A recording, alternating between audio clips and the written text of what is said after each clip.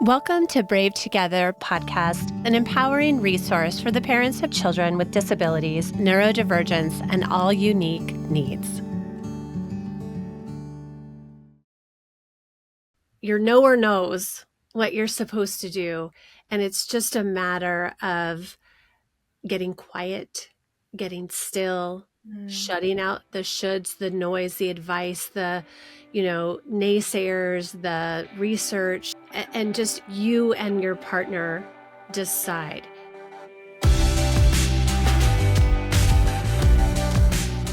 Hi, Bravies. This is Jessica Patay, mom, storyteller, advocate, and the founder and CEO of We Are Brave Together, whose mission is to preserve and protect the mental health of caregiving moms everywhere. And I'm joined by two fantastic fellow Brave Mom co-hosts to help answer your questions. Hi, I'm Susanna Peace Lovell. I'm an author, a certified life coach and soul care coach, and an advocate for the health and wellness of disability families everywhere. Hi, I'm Dr. Zoe, a licensed psychotherapist, writer, speaker, author, and complex shame expert. We are gathered here to share our experiences, share our wisdom, and answer your questions. Have a caregiving question? Find the link in the show notes to leave us your message. May you feel seen and heard and not alone. Ask us anything. Hi, Zoe, Susanna, and Jessica. You've all been moms for a long, long time, and I'm a newer mom. My first child, now age 3, was born with a disability, and I just can't decide if I should have more kids or not. How did you decide?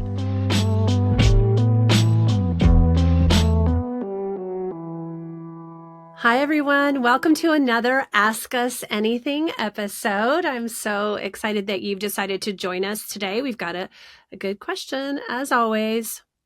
Hi, Zoe. Hi, Susanna. Hi, ladies. Good to see you today. And I'm so excited to talk about this topic because we've all dealt with it. And the caregivers out there, I would assume probably most of them, unless they have had their very last child and they know that already going in, it's a question that a lot of people wonder and ponder and fret about. For sure. Especially when you envisioned what family life would look like. Yeah. And, if your firstborn or secondborn is born with a diagnosis, a disability, medical struggle or challenge, it's natural to wonder and worry, should I? Can I? What will happen? What's the likelihood of reoccurrence? Can I handle this? There's just so many things, and we'll dive in to that process, and we'll each share our own experiences. Susanna. Well, I think that, the three of us are mothers in varying capacity, right? I happen to be a single mother with one daughter. You both have more than, 2, 3, Zoe, 5, right? Couple of 5. Couple of 5, Zoe. 1,000 children. Right. Right. And I think that even our journeys to motherhood, becoming mothers for the first time, are varied. And, even our stories of origin, I know that we all have multiple siblings. So I just feel like there are so many different pieces that we think about when we're considering, how to, what sort of family footprint that we want to have for our own lives. And, as we know with this sort of extreme caregiving journey, what we vision for our life often is not exactly as we thought it would turn out. And so, it can be a vulnerable topic, I think, for a lot of us, even moms out there who are dealing with infertility. I just want to be very mindful and conscious and gentle with our audience today as we're just talking about, growing and expanding our families. Right. And just how do you make that decision? Do either one of you want to go first on your own personal story? I'll go first, since I have the most children. Yes. Yeah, so tell our listeners, Zoe, the ages of your children, and if it's okay, can we ask, how old were you when you got started? Yeah. So I have had a very interesting relationship with motherhood. And my very first child, I got pregnant with her when I was 15, and I had to place her for adoption. And I had a lot of shame and guilt surrounding all of that, and, grief and just motherhood. And I went on to, get married, and then I had three more children. My third child with my husband, so my fourth child, my first kept daughter, Sullivan, was born with Prader-Willi syndrome. And that was a huge struggle for lots of years, just getting used to all the things that we caregiving moms have to get used to, the appointments, the doctors, the terms, learning the disorder, all the things. So I had so much shame and so much guilt with placing my first daughter for adoption. I had this crazy false belief that God was punishing me with my second daughter, punishing her for what I had done and giving up my first daughter. And so I carried all of that. And yet there was this little spark in me that did want another child. And really, I really, deep in my heart, I wished for a daughter. I did not do what you guys, I think, are going to share about your, all the research. What I did know is that my daughter's disorder was not genetic. So the geneticist had explained to us that we were no more likely to have another child with Prader-Willi syndrome than any other disorder or anything like that. And so I won't say that my heart was put at ease, because just like you mentioned, Jessica, once you've experienced having a child with special needs, it opens your eyes up to the reality that that could be any pregnancy. And I don't know about you guys, but I still have this sense of like holding my breath whenever anybody that is really close to me is pregnant, because I always worry that, and I don't think, and I didn't before I had Sullivan, I didn't think about that. I mean, you kind of think about it, but you never think it's going to happen to you. And Right. now I'm very aware of that with everybody. Mm-hmm. And so I did not allow myself to purposefully get pregnant with Sigourney, my last. I kind of did nothing, and because I couldn't actively make that decision, if that makes sense. But of course, well, there's a whole longer story of that. We actually thought my husband couldn't have children anymore because he had prostate issues and had a surgery, and the doctor told him he couldn't have children anymore. And he was wrong. So I just did nothing. I did it right. I did not actively try to have Sigourney, and I thought that I couldn't because of my husband's procedure. And then I just found out one day I was pregnant. And when I did, I remember I went into my closet and sat down in my closet and called my best friend and whispered to her that I'm pregnant. And, she was so excited and so happy. And I was just so scared. Like, what if this happens again? And so I can't say that I actively made the decision. Sigourney was born, in all of her glory, and a very healthy girl, and she's going to rule the world. But I remember even during my labor just having that fear that something was going to be wrong. And so I know that that is a natural feeling for any mom as she's contemplating, having another child. And we just did a little research as well, and what we found out was that 42.5% of mothers in a particular study decided not to have another child despite wanting another child, and citing the fear of recurrence of their child's disability and inadequate support. And so that's the other thing, is that inadequate support. Like, can I do this again? Right? If this is what our life is going to be, and I'm already not getting the support I need, how could I possibly do that again? So that's my story. And Zoe, how old were your boys when Sullivan was born?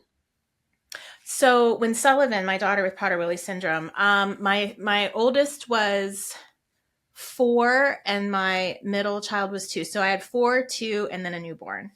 So you were in the thick of, to have that many kids, yes, you were in the thick of it. thick of it. And then what's the gap between Sully and Sigourney? It was 7 years. 7 years. So 7 years later, Sigourney popped up into our life. Yeah. Mm. Mm. I love hearing stories. I could listen all day to motherhood stories. I dreamed of becoming a mother my entire life. It was something that I knew very, very clearly and specifically early on that I was going to be a mother, and I couldn't wait to be a mother. And I could, often I shifted my focus on what type of career person I was going to be, because I always wanted to work and I always wanted to be a mother. Yeah. But I also wanted to be a stay-at-home mom in the beginning of each of my children's lives. Like, I was very, very specific with and detailed with all of the things that I wanted to happen, and was going to work out exactly as I had envisioned. Of course. So, I had been dating my boyfriend for a couple of years, and I was just sort of pressuring him that we needed to get married because I wanted to have so many kids. And that was the only reason why. Great, great reason, right? So I was, in my early or late 20s, and I was like, I remember I want to have 4 or 5, so we got to get going, right? So I was very particular about it. Anyway, so we ended up getting married, and, we have since divorced, but I feel like, I was so focused on the plan and Right. the idea and the vision of what I wanted it to look like. It was very hard for me to be so conscious and present in each moment back then. That is my reflection now, many years later. But anyhow, so we got married. 3 months later, I got pregnant, and I was like, my little plan is working. Everything is going the way that I want it to go. And other than the pregnancy being very challenging in terms of, nausea and vomiting, and I think I threw up for the first 7 months of my pregnancy, which, by the way, was not uncommon, right? My mother had, terrible. it was not, I wasn't in a blissed out pregnancy. My hair wasn't beautiful and wavy and full. You know what I mean? I wasn't, I gained 50 pounds, right? So it was uncomfortable, and I didn't feel great, and I was working, and my office at the time was not that far away from my house. So I'd run home during breaks and throw up in my toilet at home, because I didn't want to throw up at the, sort of communal potty, restroom. I was so embarrassed. So other than just not feeling great, the pregnancy was okay. And then when my daughter Arizona was born, she just sort of commanded a lot of attention. And it wasn't clear right away that she had disabilities or any sort of special needs. She did have food allergies that we found out within the first year of her life. And that was really very medically challenging and complex. We were in and out of hospitals, and I was so worried about everything around us. So that was really sort of a special need. And then it wasn't until she was about 2.5 that she was actually given some, sort of concrete diagnoses in terms of autism spectrum disorder, auditory processing disorder, all kinds of motor planning things, and then ultimately an ADHD diagnosis, and then a generalized anxiety diagnosis, which sort of rules the roost these days now that she's 19 years of age. But at some point, because I had this plan to have more babies, have lots of babies rather, when Arizona was 2, I checked in with myself, and I was like, there's no way that that could even be a possibility for me. I mean, she commanded a lot of attention. She was head to toe covered in eczema because of her food allergies. She wasn't potty trained at all, not even close. And she was just kind of, doing her own thing. She was like living her, she liked to do her own idea, but no one around understood what her intention was in terms of her behavior and what it was that she was doing. So I just thought that she was stubborn. I just thought that she didn't want to listen to me. Turns out that she had so many severe sensory processing disorder dysfunctionalities. I hate all of these negative words, but it's the way that things were described to us back then. Anyway, all of that to say that I was trying to be conscious around, okay, I would love to have more children. Can I, the answer is probably no. And it wasn't until she was around 3.5 that I started thinking, maybe, right?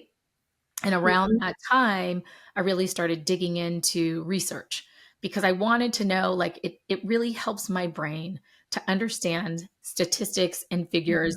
So, Zoe, when you mentioned 42.5%, I mean, that is like music to my ears because I actually feel less alone actually hearing that statistic. And here's the thing with autism spectrum disorder, we didn't know, is it genetic? Is it environmental? We still don't really completely fully know, right?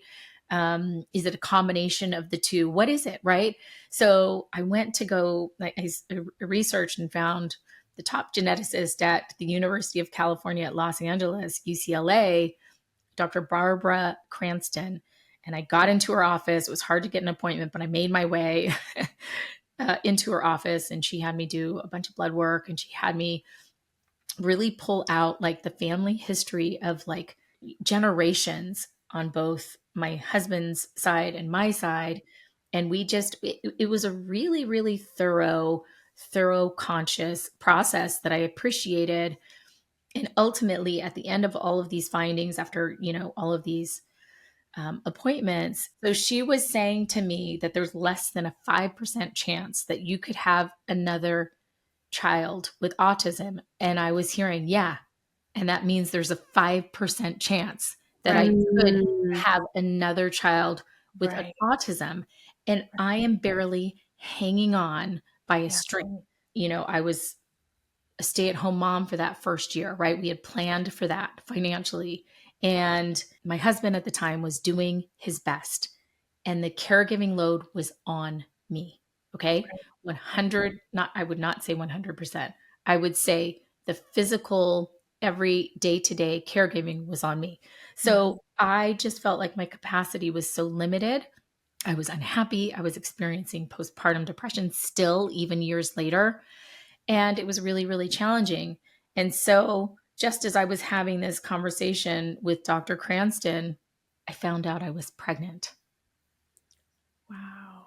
Yeah. And I had been precautionary. We weren't trying. In fact, we weren't even talking about it other than me having this conversation with Dr. Cranston just so I could do the research first. And then somehow miraculously, and it had to be miraculous because even counting down the days prior to when I should have conceived or whatever it may be, my husband was on a business trip and I was like, wow, but it worked. I mean, I had to go, I ran to the urgent care. I was like, take a blood test right now. I mean, I was so upset. I was so worried. I was so scared. I was so scared. That's what it was. I was so scared. Anyway, that pregnancy was really challenging and I ended up being so sick. But when I went back to an appointment, I didn't want the baby. I didn't want it. And I was like talking to the baby and I was like, I'm sorry. I'm so sorry. I don't want you. I'm really so sorry, but this is really hard for me. I feel so guilty about this to this day. It makes me very, very emotional, even just talking about it. And so I remember going into the doctor and there was an ultrasound and I was by myself. And this is how disassociated I was. Like I didn't even ask my husband to come with me to this particular sonogram. And she was like, yeah, there is no longer a heartbeat here. And I was probably 7 or 8 weeks pregnant at the time. And I remember thinking, wow, did I push my baby away? Did I make that happen because I didn't want it? And the guilt that crept in with me, and luckily I was working with a beautiful, beautiful spiritual therapist at the time, Susie Lula. And I remember working with her and she said to me, Susanna, you don't have that power. You don't have that power. This has everything to do with God, everything to do with the plan, right? The universe and so forth. So all of that to say, wow, that was a story. But I ended up having the realization though, because prior to this unexpected pregnancy, I felt so much pressure from everyone else telling me your special needs child needs a sibling. And you, mom and dad, need to have a neurotypical child. to make you feel better. And I was like, well, who's to say that's going to happen? Right. I mean, there's so much noise coming in from all areas. But when that miscarriage happened, there was this clarity. The blessing of that was that I was able to check in with myself and say, you know what? Now I know it's absolutely a-okay to only have one child. It's okay that she's not going to have siblings. And I just felt so at peace with that. I don't know if my husband did. I mean, maybe that's one of the things that led to the dissolution of our marriage. I will never know. But what I do know for me was this overall sense of peace of like, okay, I am a mother to this one child, and I'm going to be so conscious and focused and present with this one child. That is my story. Susanna, thank you for being so honest. Thank you. This is going to help so many people who are listening in. I really thank you for sharing that. And Susanna, you just shared such a powerful story of really your decision making and what brought you clarity, and how losing your second child brought clarity to you that this was the journey you wanted to take, was as Arizona's mama. Yeah. Thank you. Thank you. So my story, I think when I was pregnant with Ryan, who's my second, so I had Luke, who was 2 when I got pregnant with Ryan, or almost 2 when I got pregnant with Ryan. And I was like, 2's good. 1-on-1. This is manageable. I can control right? This is manageable. This is controllable. We got 2 parents. We got 2 kids. And by the way, when I was pregnant with Ryan, we didn't find out if we were going to have a boy or a girl, because we found out with Luke. And my husband said, can we be surprised this time? And I'm so glad too, because when you're pregnant, you're already dreaming and scheming about what family life is going to look like, or what life is going to look like, or, because he was my second, what's the sibling experience going to be like? And by the way, let's rewind a little bit. I came from the Brady Bunch on steroids. I came from a family where it was blended and blended and blended. So I am one of 10. I have 6 half siblings, 1 full sister, 2 step siblings. So I came from, a huge family, and my parents divorced when I was little. So I often, and still do, refer to my dad's side and my mom's side, but there were a plethora. I didn't have any cousins, but barely. I had 2 cousins out of, but I had enough siblings, to make up for it. Right. So I came from that. I didn't necessarily want 4, 5, or 6 kids. I remember my mom said, have even numbers, because she had 5 total.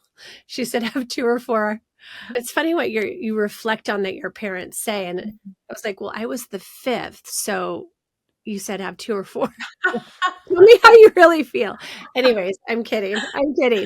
So I came from a big family. I didn't necessarily want a big family. Being, at the time, a perfectionist and a control freak, I was like, 2 is good. So we had Ryan, and right away, we knew something wasn't right. We spent a month in the hospital. At 5 weeks of age, he was diagnosed with Prader-Willi syndrome. And it's a very daunting diagnosis to read about. And we were in the thick of it all with OT, PT, speech, geneticist, GI doctor, pulmonology doctor, urology, just so many specialists. And then when Ryan was 1 year, my mom was diagnosed with terminal cancer, and we lost her a few months later. So there was so much going on.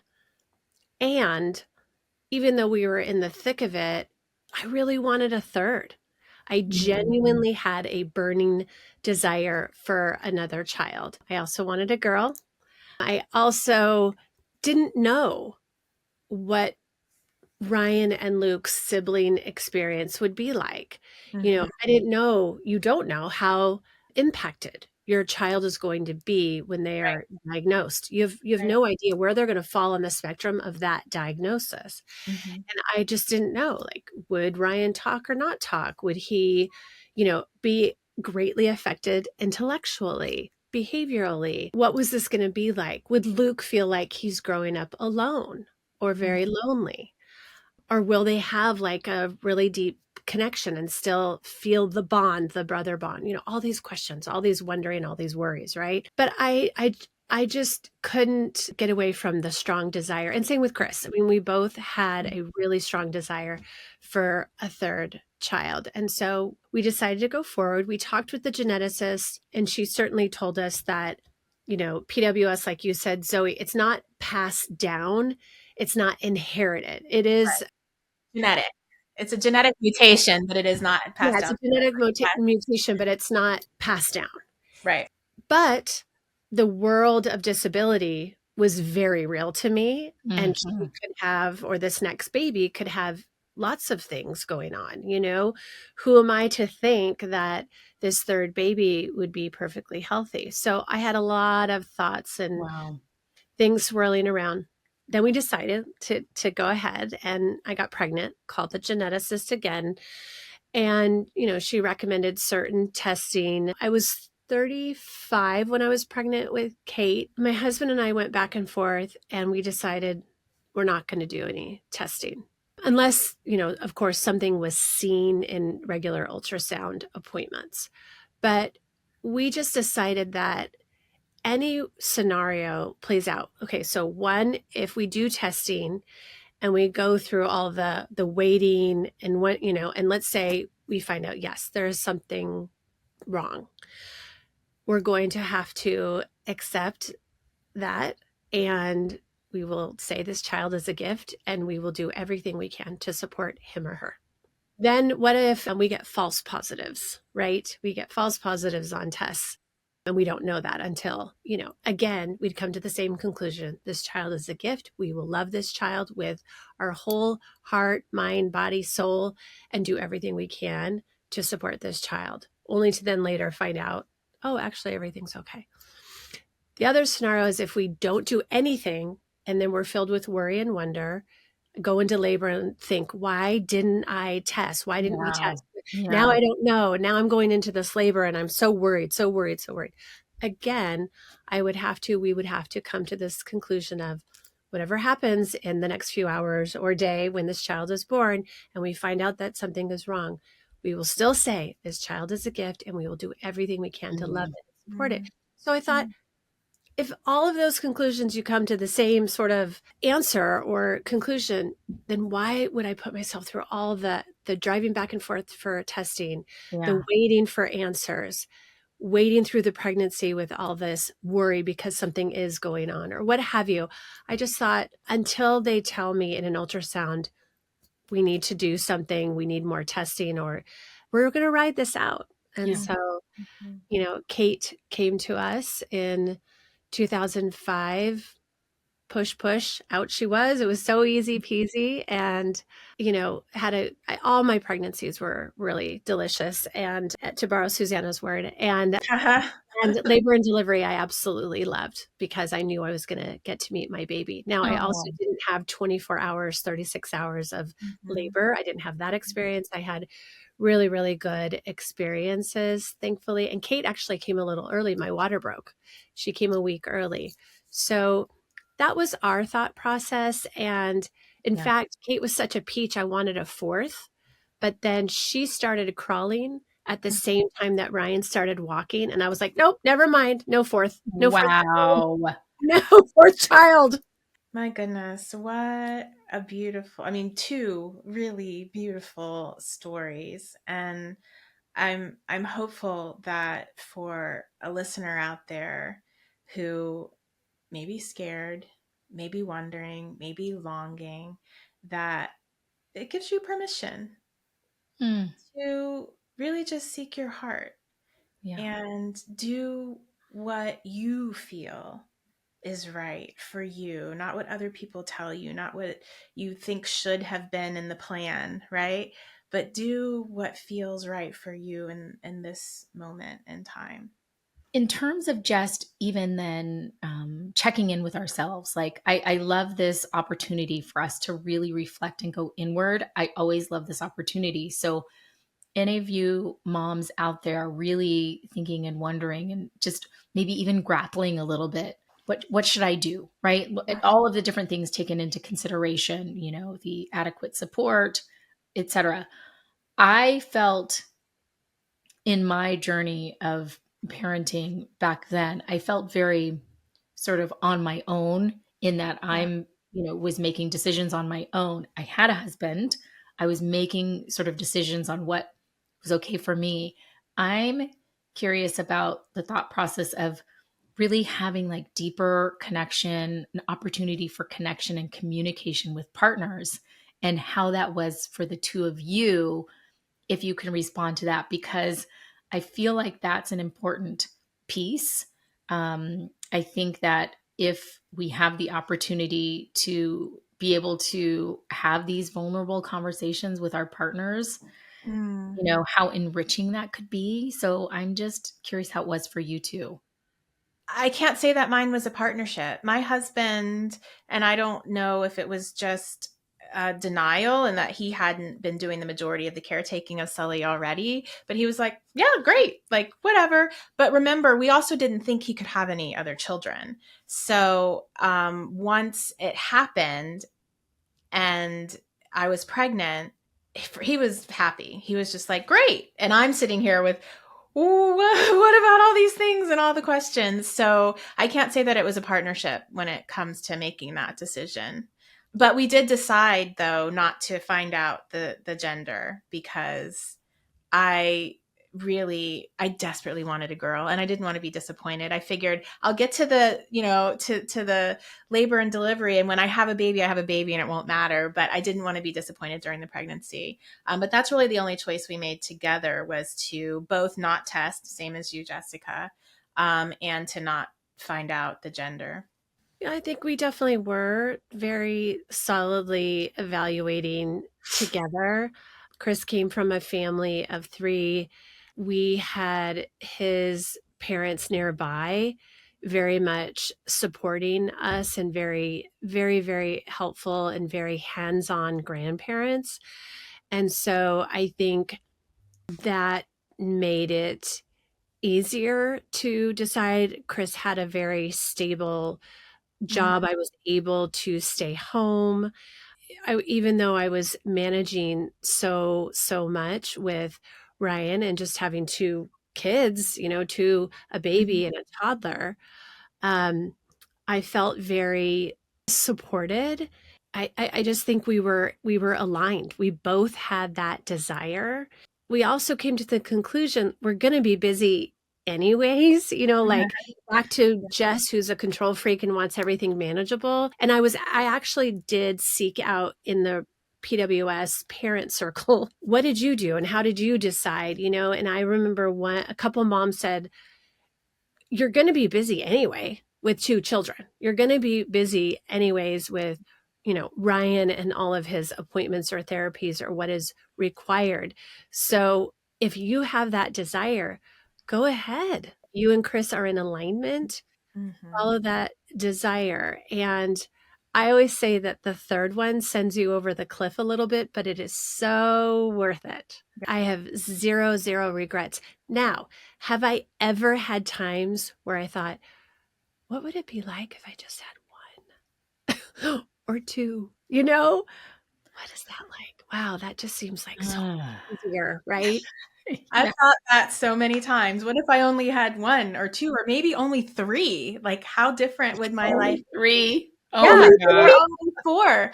And the funny thing is that, I couldn't imagine my life without Sigourney. She continues to be the biggest blessing, even though I was terrified up until the moment she was born. And after she was born, she didn't pass her hearing test. And I remember in the hospital thinking, oh, here it is. This is it. And I remember thinking, okay, I can do this. Like, I can do sign language. If that's all that's wrong, if it's just that she's deaf, I literally, and for an entire day, because we had to stay an extra day for her to get tested the next day, I was coming to grips with the fact that I would have a deaf daughter. And I was actually okay with it because, probably having had the experience with Sullivan and feeling like I can do this. And then the next day she passed her hearing test with flying colors. But yeah, it was a huge process, and I am so eternally grateful for it. And that's also not to say that that's what somebody else should do, right? Right. And I'm curious about, for you guys, I got so much flack for having another after having a child. Please. I had a friend that basically said, I told you so. Like, why would you try to have another child? And this was actually before I had Sullivan, because she and I were best friends. We had both had 2 kids the same age, and I decided to have another child, and Sully ended up having all of this. And she was really just like, well, I told you, why couldn't you have just been happy with the 2 that you had?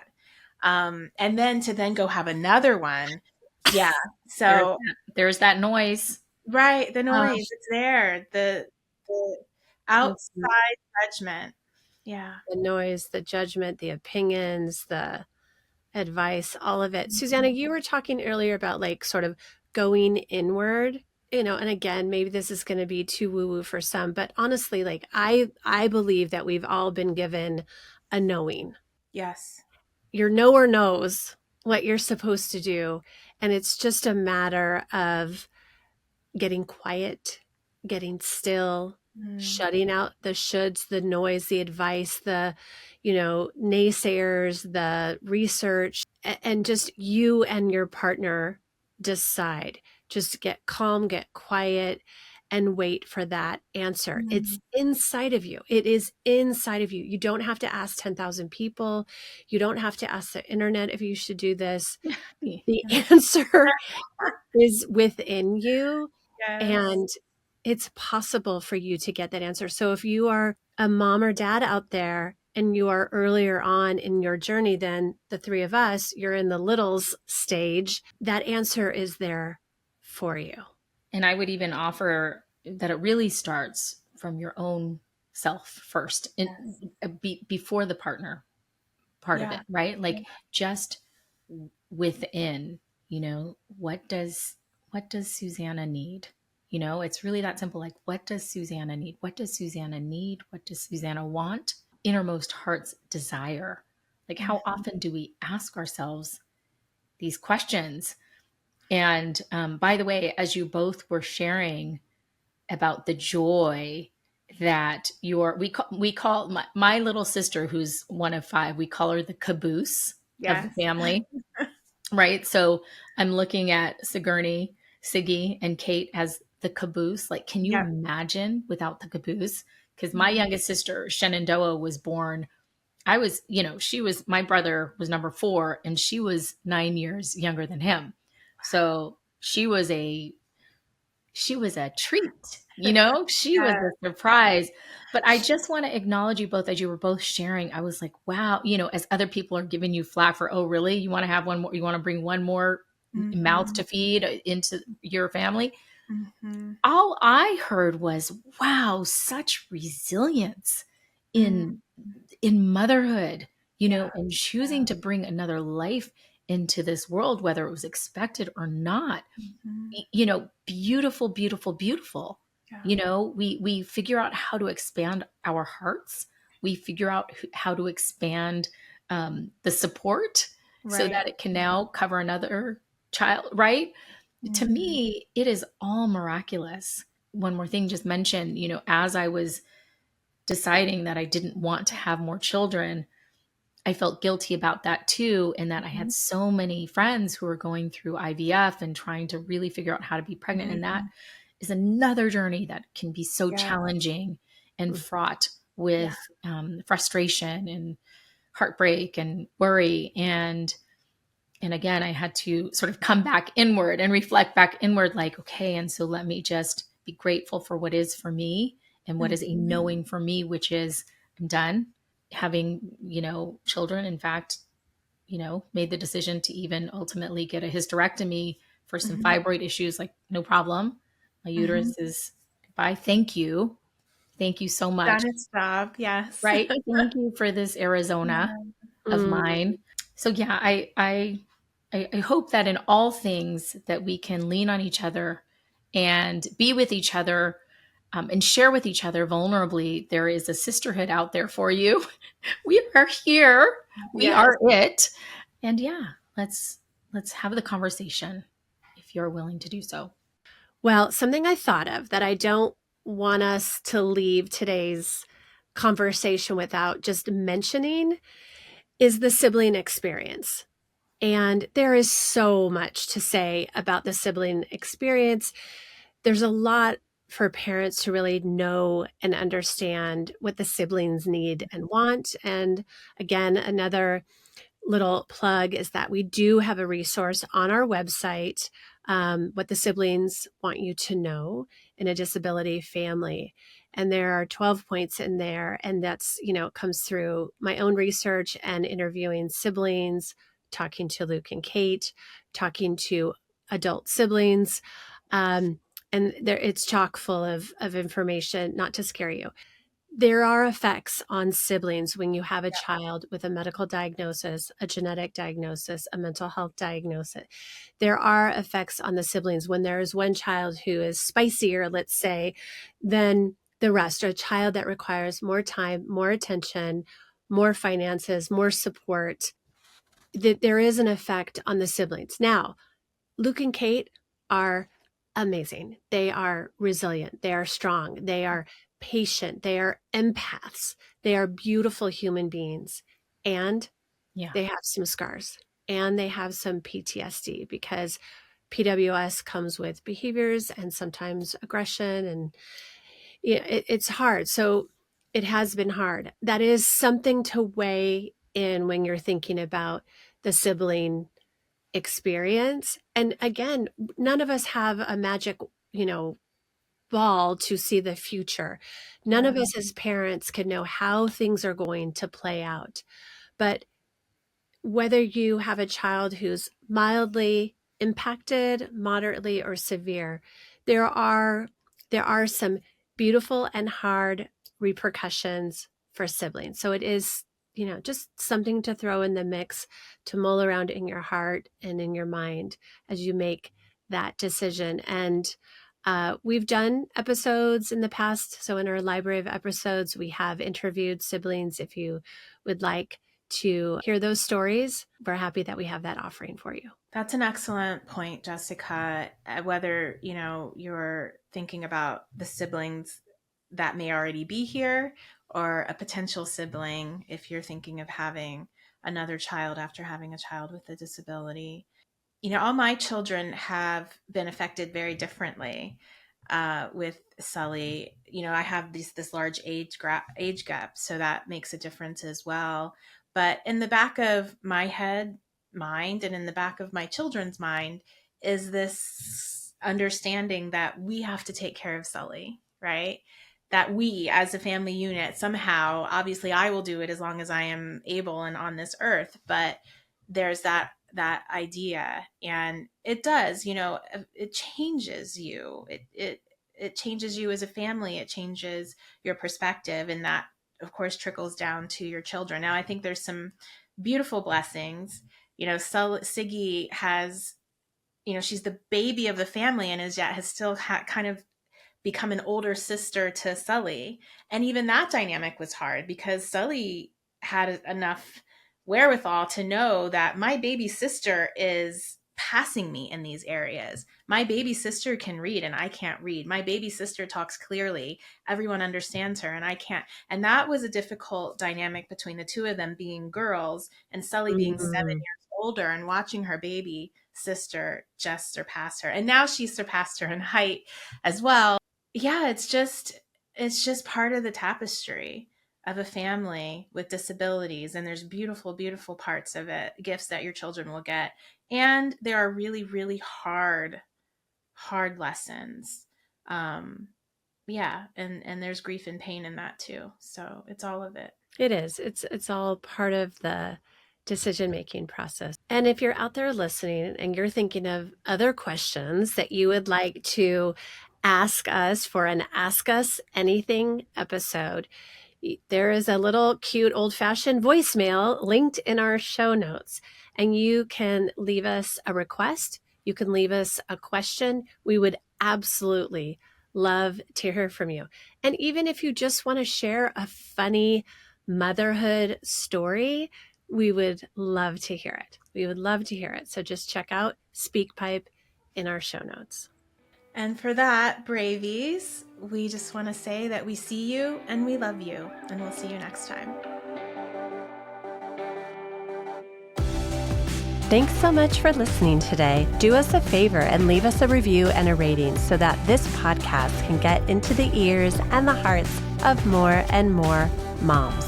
Did you know that Brave Together podcast is an extension of our nonprofit organization, We Are Brave Together? We Are Brave Together serves an international community of caregiving moms, offering support groups that are virtual and in-person, educational resources, and low-cost weekend retreats. And we have published our first anthology of caregiving stories entitled Becoming Brave Together, Heroic, Extraordinary Caregiving Stories from Mothers Hidden in Plain Sight. It will encourage and validate every parent caregiver. To join us today, go to wearebravetogether.org. Our support and sisterhood awaits you. Brave Together podcast is for entertainment and education purposes only. It's not a substitute for professional care and should not be relied on for medical or mental health advice. The use of any content on our podcast, links, show notes, or on our website is to be done at your own personal risk. Please seek out a professional to assess your own medical or mental health concerns, because we are all beautifully complex and the content of this podcast is for a broad audience.